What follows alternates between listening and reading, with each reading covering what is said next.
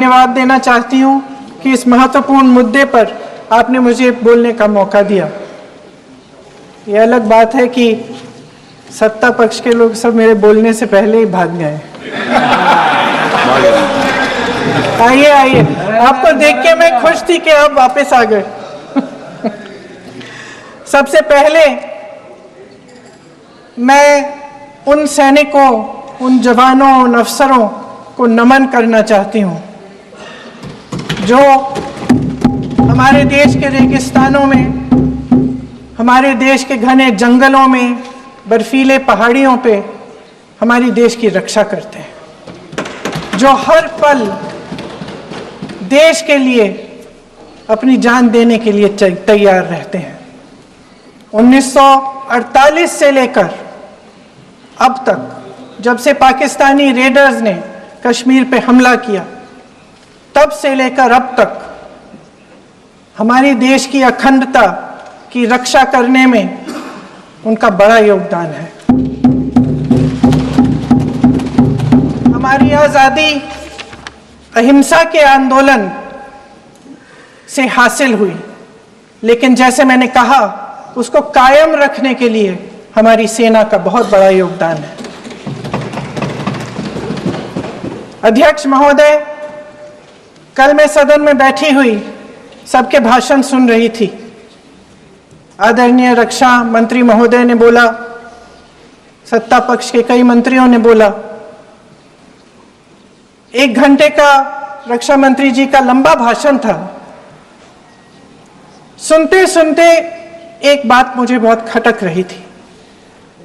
उसके बाद जब दूसरे भाषण भी सुने आपके सत्ता पक्ष के, तब भी ये बात बार बार मेरे मन में आ रही थी कि सारी बातें कर ली, ऑपरेशन सिंदूर की बात कर ली, आतंकवाद की बात कर ली, देश की रक्षा की बात कर ली, इतिहास का पाठ भी पढ़ा दिया, लेकिन एक बात छूट गई। उस दिन 22 अप्रैल 2025 को जब 26 देशवासियों को अपने परिवार के सदस्यों के सामने खुलेआम मारा गया, तो ये हमला कैसे हुआ, क्यों हुआ?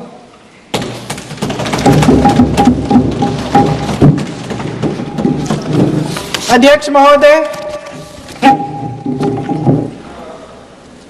ये लोग बैसारन वैली में, पहलगाम के पास कश्मीर में क्या कर रहे थे? आजकल पब्लिसिटी का दौर है, प्रचार का जमाना है। कुछ समय से हमारी सरकार ये प्रचार कर रही थी कि कश्मीर में आतंकवाद खत्म हो गया है, कि कश्मीर में शांति है, अमन चैन है।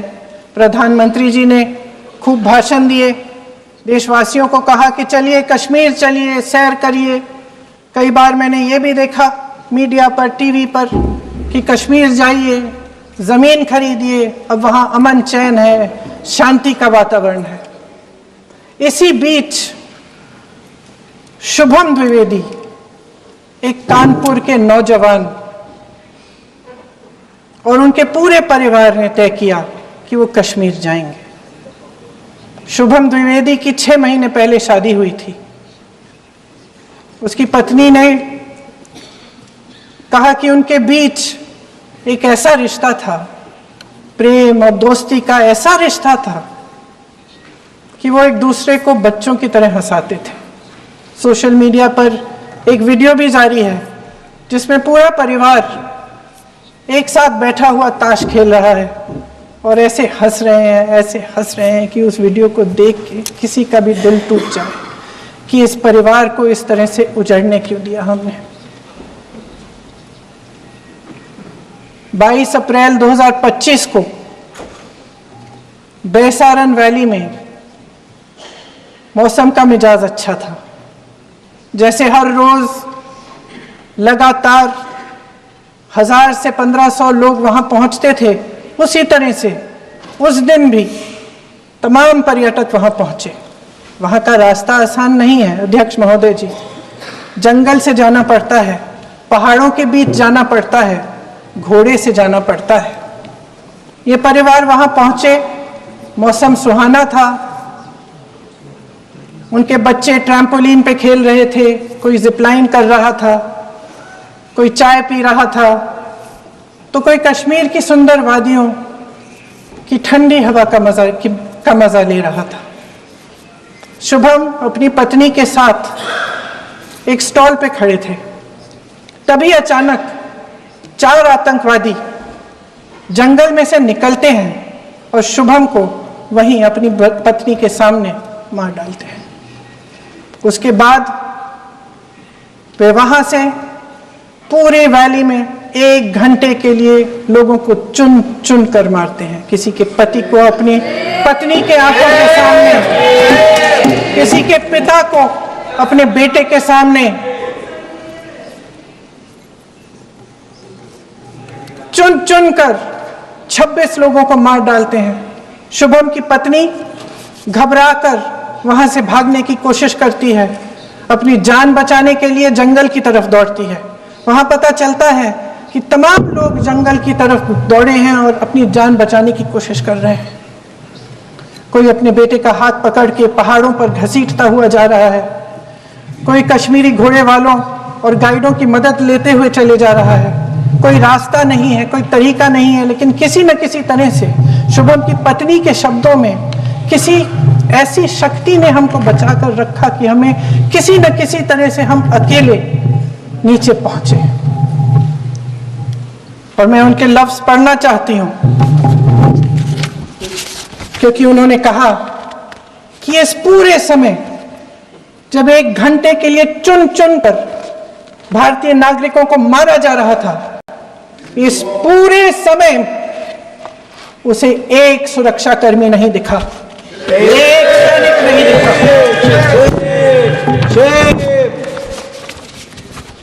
शुभम की पत्नी ने कहा, कोट, मैंने अपनी दुनिया को खत्म होते हुए देखा। अपनी आंखों के सामने एक सिक्योरिटी गार्ड नहीं था।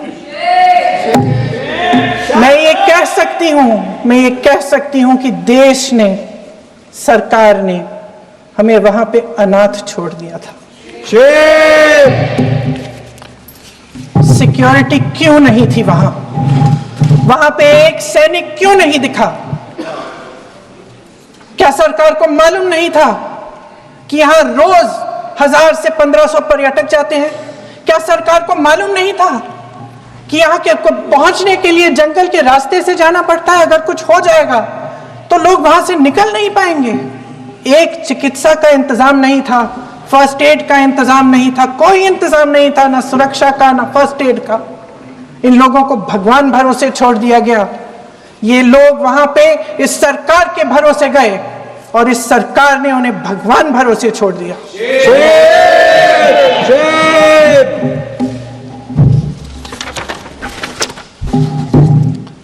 मैं पूछना चाहती हूं, ये किसकी जिम्मेदारी थी? इस देश के नागरिकों की सुरक्षा की जिम्मेदारी किसकी है? क्या इस देश के प्रधानमंत्री की नहीं है? क्या इस देश के गृह मंत्री की नहीं है? क्या इस देश के रक्षा मंत्री की नहीं है? क्या एनएसए की नहीं है? अध्यक्ष महोदय, पहलगाम हमले से सिर्फ 2 हफ्ते पहले हमारे गृह मंत्री महोदय जी कश्मीर गए थे। किस लिए गए थे?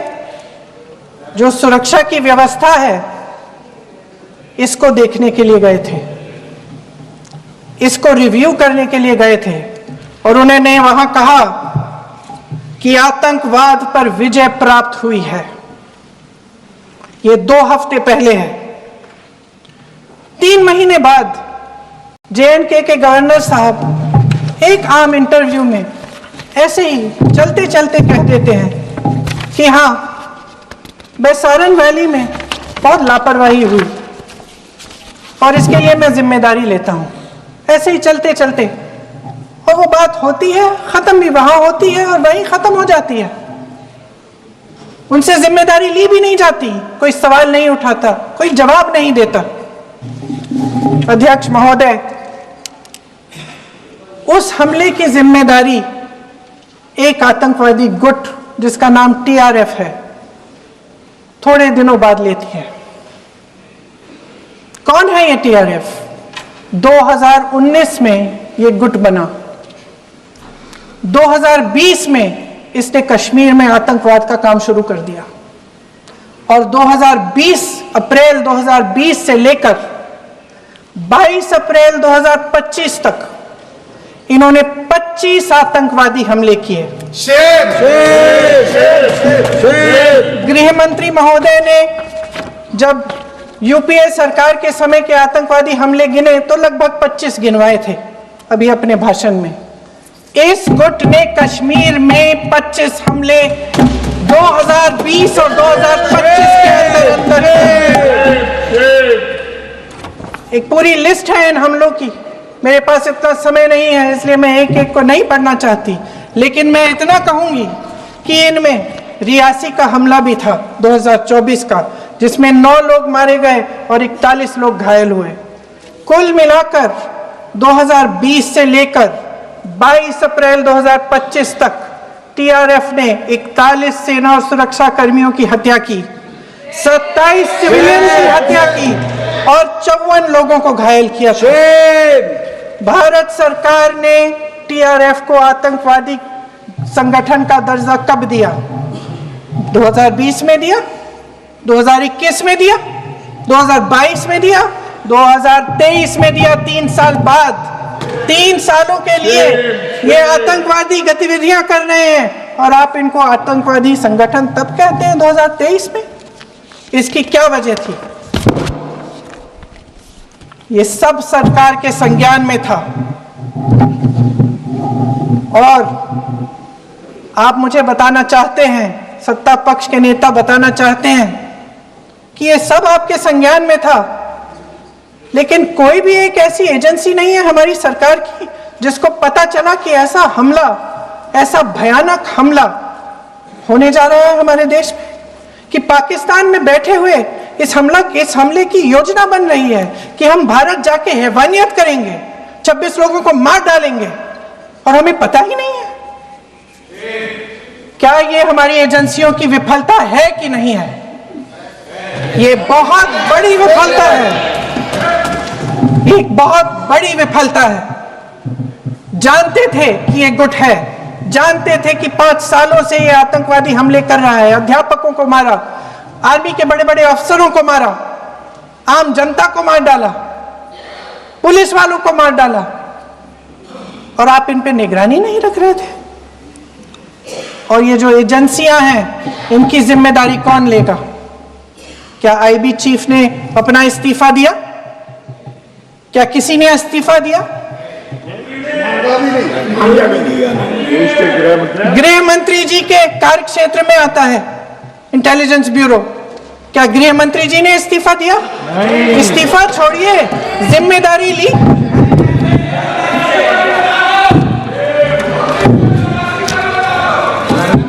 साहब देखिए, इतिहास की बात आप करिए, मैं वर्तमान की बात करना चाहती हूँ। आपको तो एक बहाना चाहिए, आपको तो एक बहाना चाहिए। पूरे परिवार का नाम गिनवा देते हैं। अरे अपनी जिम्मेदारी खुद लीजिए। 11 सालों के लिए तो सत्ता में आप हैं। नेहरू को छोड़ नहीं रहा। कल माननीय गौरव गोगोई जी ने अपने भाषण में पूछा गृह मंत्री जी से, क्या आपकी जिम्मेदारी नहीं थी? मैं देख रही थी। राजनाथ जी, रक्षा मंत्री जी यूं यूं अपना सर हिला रहे थे, कुछ बोले नहीं। अंदर से ये महसूस हुआ होगा कि यहाँ कुछ जिम्मेदारी थी, लेकिन माननीय गृह मंत्री महोदय जी हंस रहे थे, वे हंस रहे थे।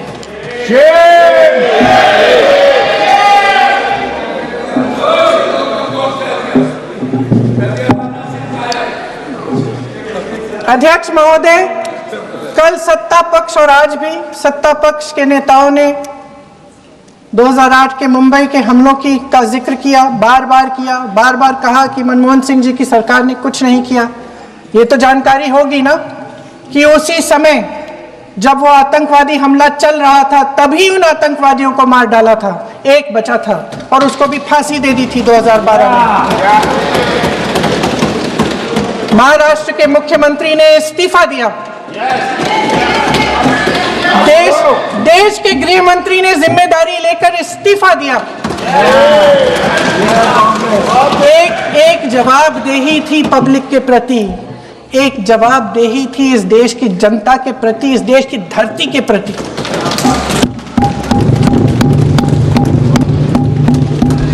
राजनाथ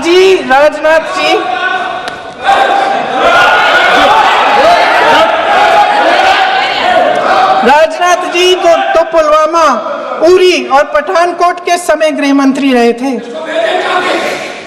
आज वे रक्षा मंत्री हैं और हमारे गृह मंत्री महोदय श्री अमित शाह जी के नाक के नीचे पूरा मणिपुर जल गया, दिल्ली में दंगे हुए, पहलगाम में हमला हुआ और आज भी वे उसी पद पर बैठे हैं। क्यों? अध्यक्ष महोदय, बमबारी से अखबारों के हेडलाइन बनते हैं, मगर कहानी सुरक्षा में की चूक में भी है। आज देश खोखले भाषण नहीं सुनना चाहता, देश जवाब चाहता है, तसल्ली चाहता है कि सच उससे छिपाया नहीं जाएगा। देश जानना चाहता है कि उस दिन अप्रैल 22, 2025 को क्या हुआ और क्यों हुआ। आप तो खुद अपनी पीठ थपथपाने में लगे रहते हैं। सेना, देश, संसद से सच छुपाते हैं। ऑपरेशन सिंदूर जब शुरू हुआ, हम सब ने समर्थन किया, सब एकजुट होकर खड़े हो गए इस देश के लिए। दोबारा होगा, दोबारा खड़े हो जाएंगे। अगर हमारे देश पे हमला होता है तो यहां इस सदन में किसी भी पार्टी का हो, कोई भी हो, सब आपका समर्थन करेंगे। और हमें अपनी सेना पर गर्व है कि उन्होंने इस बार भी दृढ़ता से लड़ाई लड़ी, धैर्य से लड़ाई लड़ी, वीरता से लड़ाई लड़ी। लेकिन इस ऑपरेशन का सिंदूर का क्रेडिट, उसका श्रेय तो हमारे प्रधानमंत्री जी चाहते हैं। सही भी है, ठीक है, सही है, श्रेय ले। ओलंपिक्स में हमारा मेडल आता है, उसका भी श्रेय लेते हैं। लेकिन सिर्फ श्रेय लेने से नहीं होता नेतृत्व, जिम्मेदारी भी लेनी पड़ती है।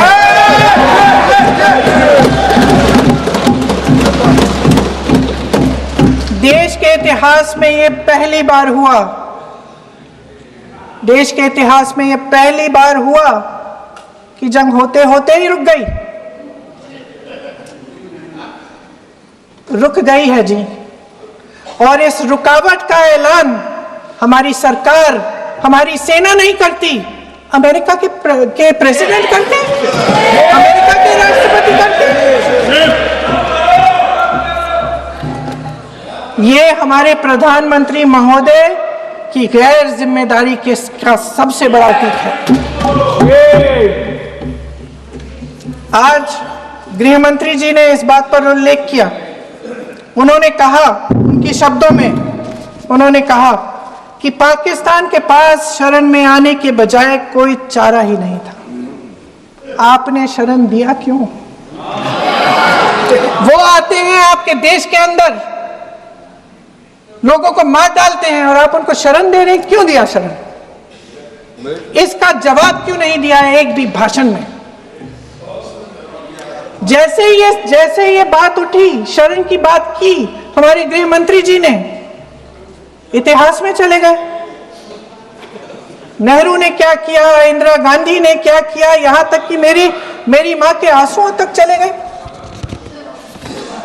लेकिन इस सवाल का जवाब नहीं दिया कि ये सीज फायर हुआ क्यों, ये जंग रुका क्यों, और तब क्यों रुका जब दुश्मन के पास कोई चारा नहीं था हमारे श्रेय में आने के बजाय। क्यों रुका ये जंग? इसका जवाब नहीं दिया। धन्यवाद। आप देंगे? मंत्री देना भाई देना, आपको टाइम मिलेगा तो, टाइम नहीं मिलेगा आपको शायद। वैसे महोदय, मेरी माँ की आंसू की बात किए, मैं इसका जवाब देना चाहती हूँ। मेरी माँ के आंसू तब गिरे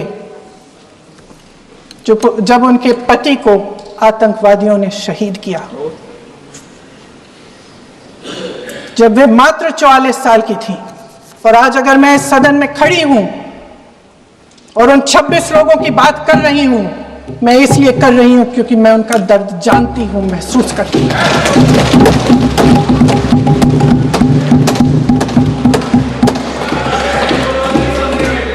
अध्यक्ष महोदय, मैंने कहा कि देश का नेतृत्व सिर्फ उपलब्धियों का श्रेय लेने से मजबूत नहीं होता। सफलता और विफलता दोनों की जिम्मेदारी लेने से बुलंद होता है।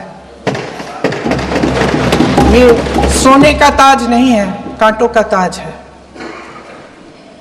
अध्यक्ष महोदय, जब सरकार झूठी और कायर हो तो वे बहादुर से बहादुर सेना के साहस और पराक्रम को भी कमजोर कर देती है।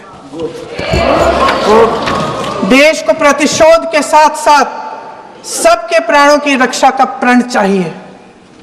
सेना की शक्ति के साथ सरकार की सच्चाई भी चाहिए। महान देशभक्त शहीद इंदिरा गांधी जी, जिन्होंने सफल कूटनीति के बल पर अमेरिका के राष्ट्रपति निक्सन का मुकाबला करके पाकिस्तान का विभाजन करवाया, बांग्लादेश बनाया, 1 लाख पाकिस्तानी सैनिकों को आत्मसमर्पण करने पर मजबूर किया, उन्होंने कभी इसका श्रेय लेने की कोशिश नहीं की। ऑपरेशन सिंदूर का मकसद अगर पाकिस्तान को सबक सिखाना था तो शायद ये मकसद अभी अधूरा है, क्योंकि हमारी कूटनीति विफल रही है। इसका प्रमाण यही है कि ऑपरेशन सिंदूर के बाद एक पाकिस्तानी जनरल, जिसके हाथ खून से रंगे थे, अमेरिका के राष्ट्रपति के साथ बैठकर लंच खा रहे थे।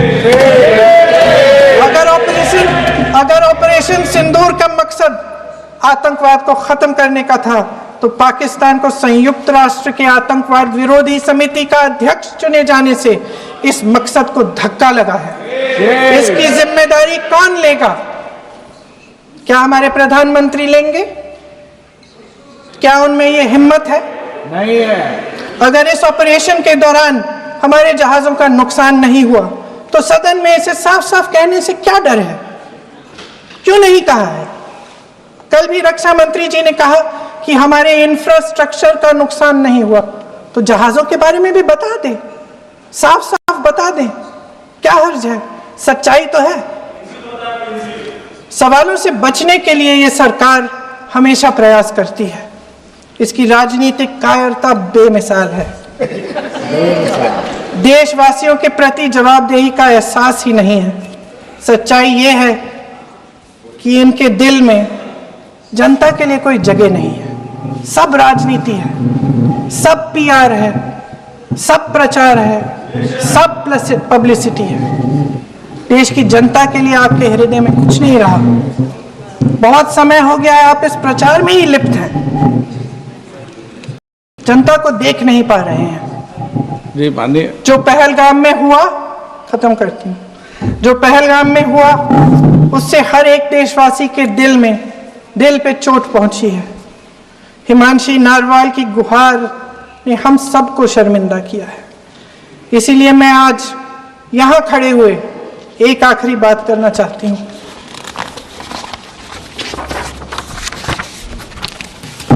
इस सदन में लगभग सभी के पास सुरक्षा है, सुरक्षा की व्यवस्था है। हम जहां भी जाते हैं हमारे साथ सुरक्षा कर्मी आते हैं। आपको भी मिल जाएगी, आप मंत्री बन जाएंगे, आपको भी मिल जाएगी। मैं मजाक की बात नहीं कर रही हूँ, मैं मजाक की बात नहीं कर रही हूँ, थोड़ा सा धैर्य रखिए। उस दिन पहलगाम में 26 परिवार उजड़ गए। 26 लोगों को अपने परिवार के सदस्य के सामने मारा गया। 26 बेटे, पति, पिता गुजर गए। उनमें से 25 भारतीय थे। भारतीय थे।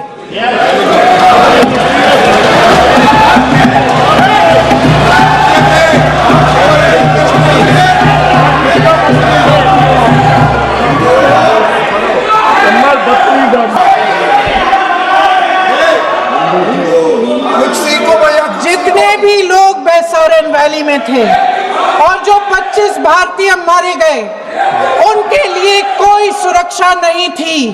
कोई सुरक्षा नहीं थी। आप कितने भी ऑपरेशन कर डालें, आप इस सच्चाई के पीछे छुप नहीं सकते, इसे नकार नहीं सकते। आपने उनको सुरक्षित नहीं किया।